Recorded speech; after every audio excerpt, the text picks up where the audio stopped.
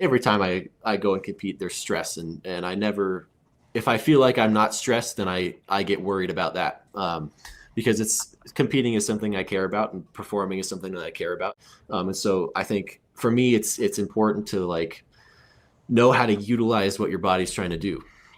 Stress and anxiety and the adrenaline dump, it's all designed for you to go into action and go into battle and go into war. And so the more that if you're feeling those emotions, the more that you try and suppress it, you're doing a disservice. It's like you're just revving the engine. You got to let the car move.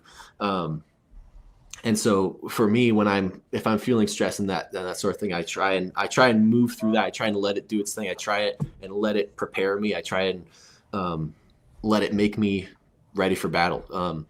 And so that kind of helps me to stay calm, just recognizing that, yeah, everything I'm feeling right now is how I should be feeling, and I'm not worried about not feeling this, because this is how I should feel.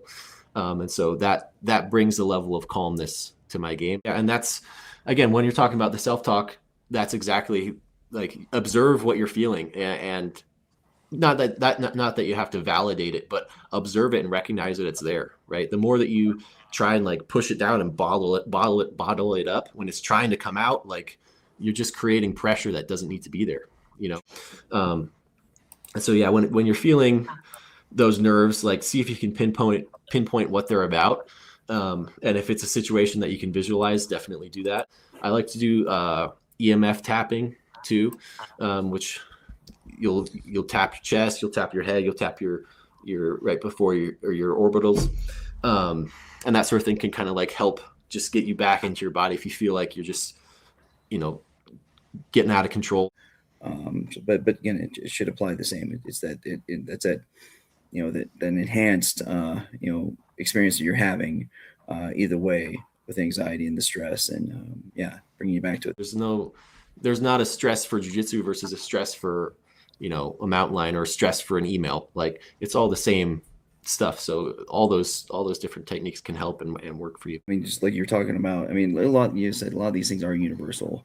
Where if you're not concerned about going into a match, if you're not anxious a little bit, something's wrong. If my fingers aren't twitching a little bit, if I'm not anxious, I should stop, because something's going to go bad. Or, hey man, this is somebody's freaking life over here. You should have that pucker factor if it's something that matters to you, and it should always, if you're an attorney in a courtroom, or if you're in a jiu-jitsu match and you care about it.